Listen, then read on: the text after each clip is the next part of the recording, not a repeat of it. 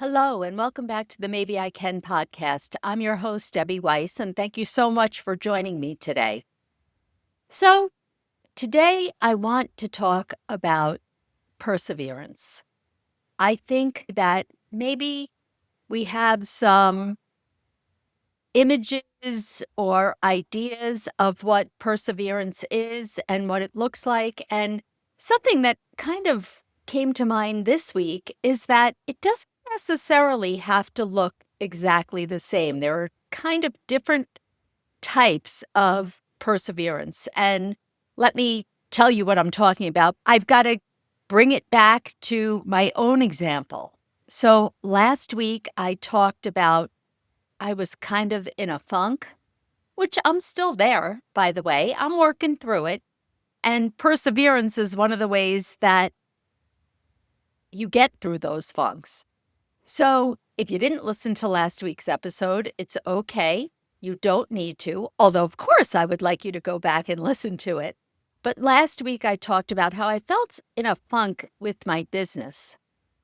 I didn't feel, or I should say, I don't feel like, because I'm not there yet, but I don't feel like creating social media posts, creating those videos, especially because if you follow me on Instagram or Facebook or TikTok, I typically made videos outside when I was walking Yogi, my Maltipoo, every day. And since Yogi's no longer with us, I don't walk like that anymore.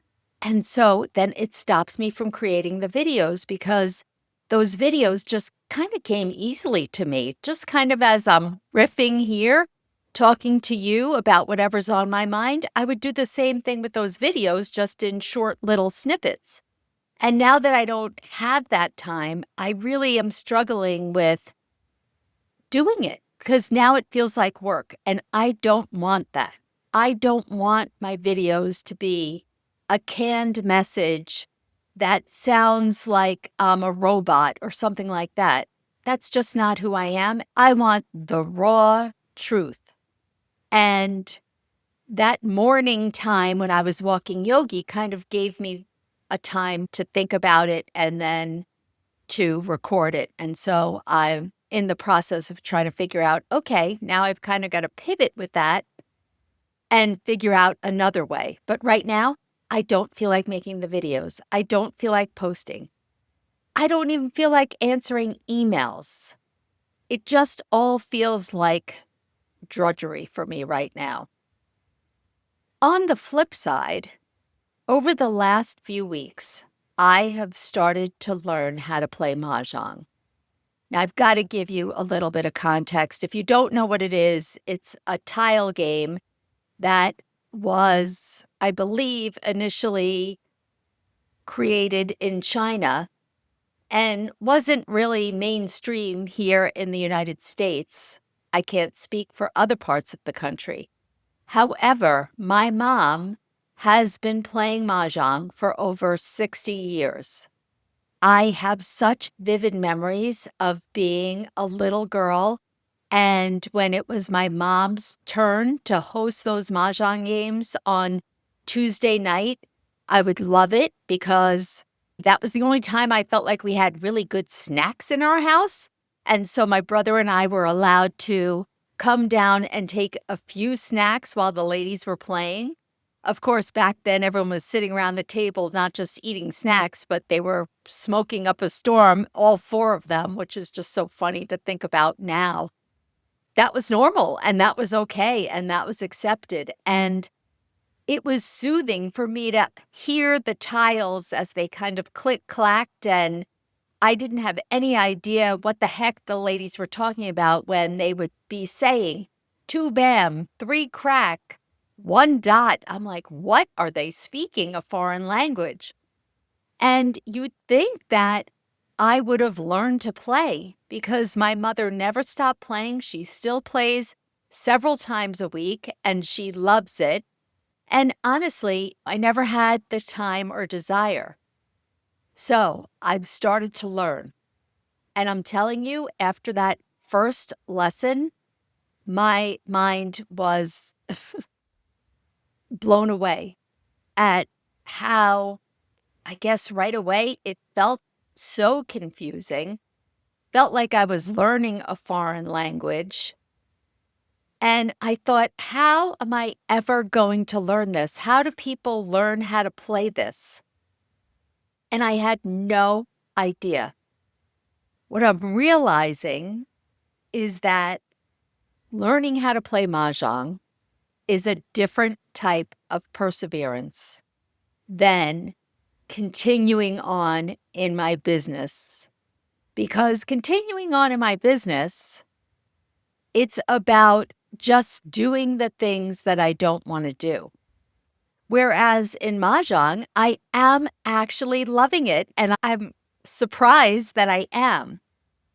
But it's a different type of feeling because I love it versus not really loving some of the things that I need to do on my business side.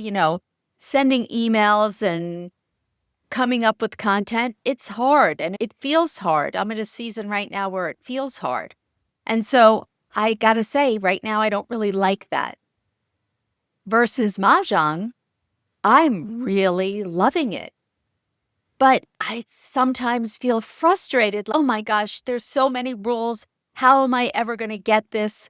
Or I think I should be better at this point, which is ridiculous. 3 lessons in, I don't think that I should be better. I do feel myself gaining more of an understanding with each lesson, but it just feels so slow. Sometimes I feel like for me, it's almost like I have this vision of perseverance as powering through, just pushing through even when you don't feel like it. And it feels like it should be these big, inspiring moments. I did it. I climbed that mountain. I got to the top. But really, most times, perseverance doesn't look like that. I'm thinking of, and I don't know where I've seen this post, when you see the word, right, like perseverance, and then you see that person climbing that mountain and getting to the top and raising their hands above their head. They persevered and they made it. It doesn't really look that big most of the time. Instead, it just shows up in everyday moments. And for me right now, it's in my business and then learning something new.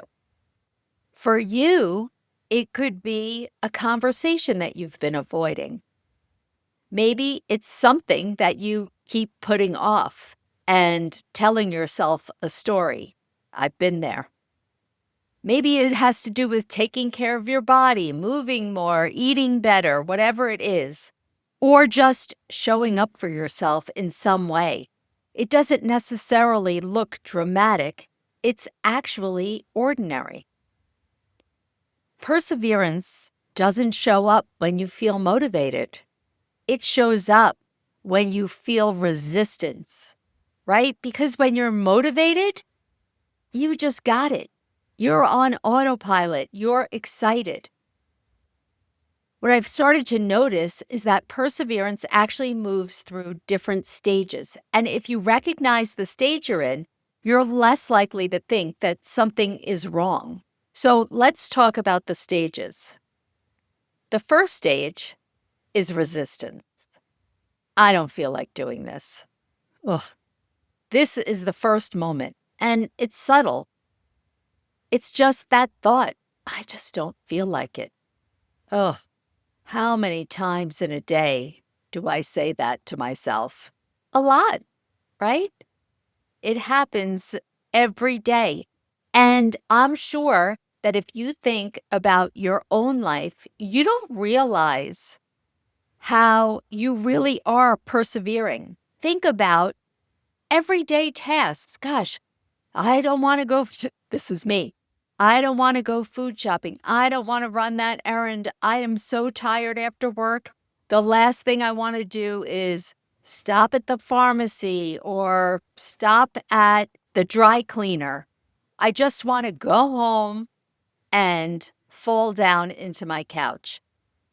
And sometimes maybe we do that. And other times we say to ourselves, even though I don't want to do it, I know I have to. And we do it anyway. It could be sending the email, starting a task, or just showing up. And what's actually happening here is our brain is trying to avoid discomfort when we're in that resistance stage, because usually it's something that makes you feel uncomfortable for whatever reason. So, what do you do when that happens? The goal isn't then to do the whole thing. Now, of course, with my example of going to the pharmacy, you can't really. Maybe it's just opening up and reading the email, sitting down, just starting, whatever it is.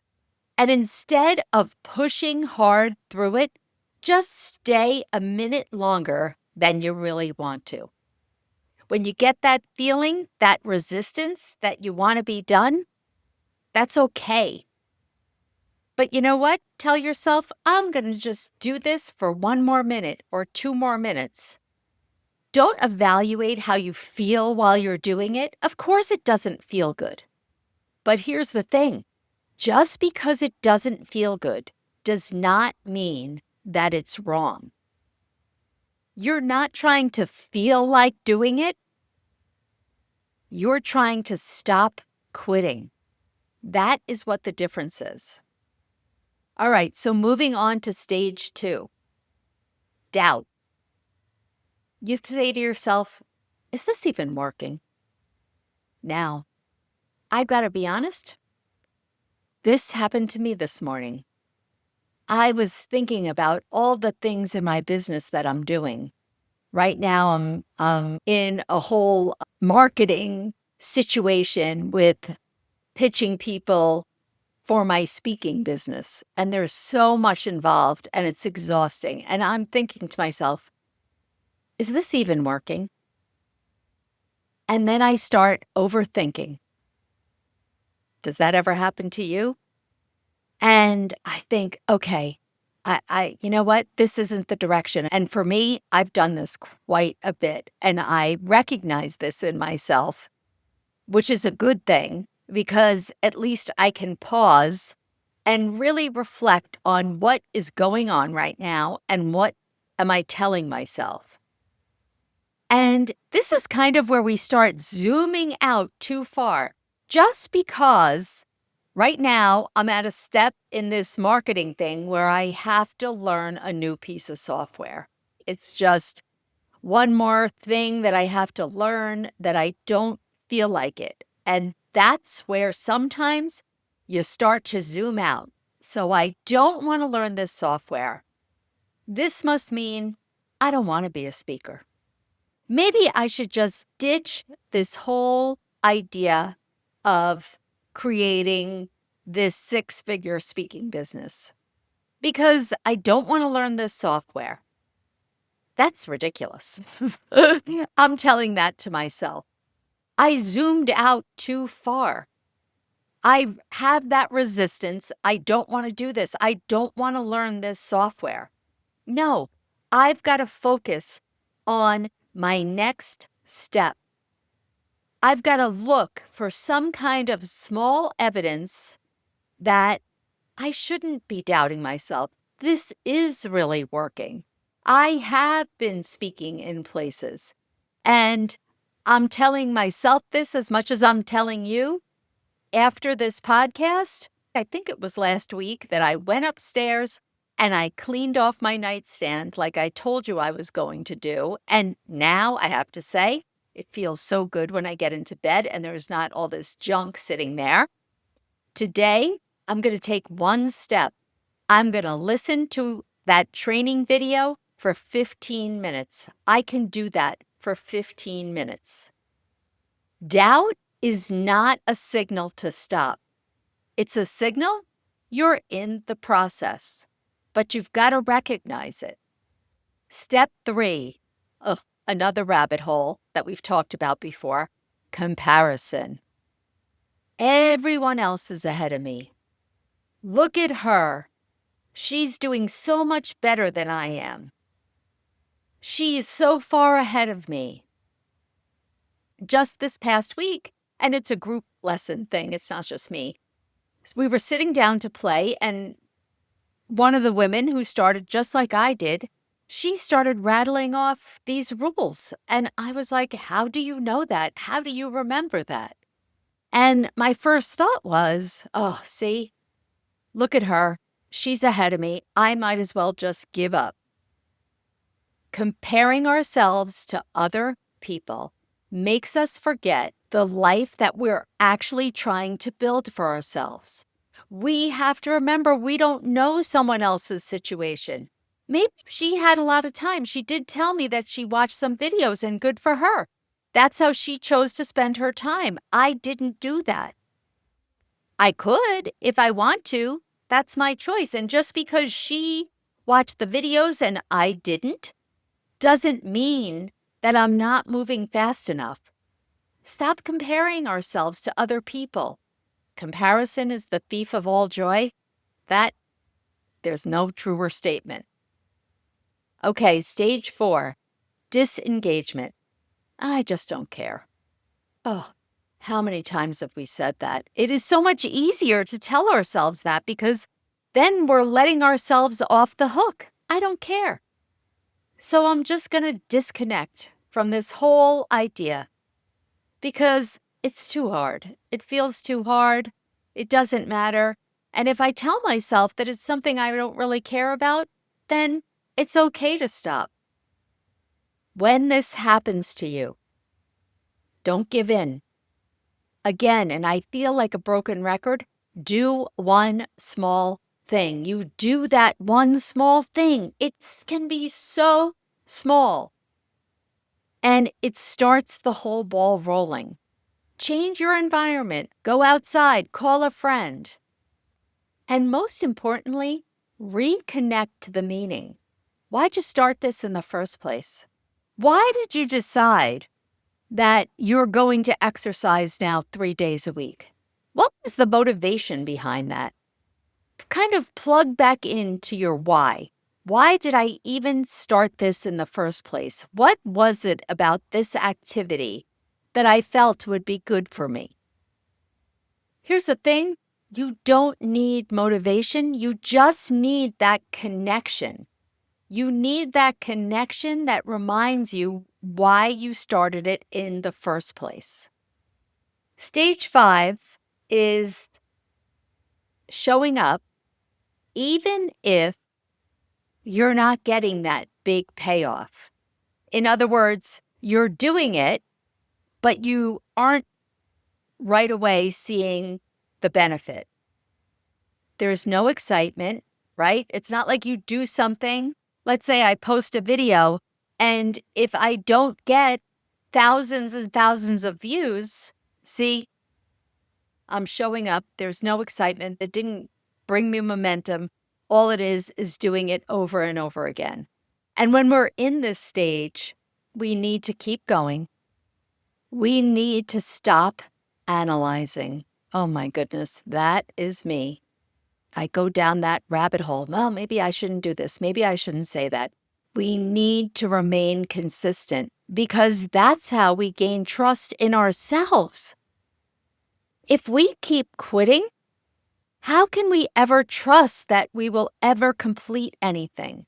We can't. And so we're creating this loop. And then when you do something and you quit, it's, see, I'm a quitter. No, we need that muscle that you're doing it. You're doing it even when you don't want to. And if you're in any of these stages right now, just a reminder, it does not mean that anything's wrong. I'm sitting there right there with you.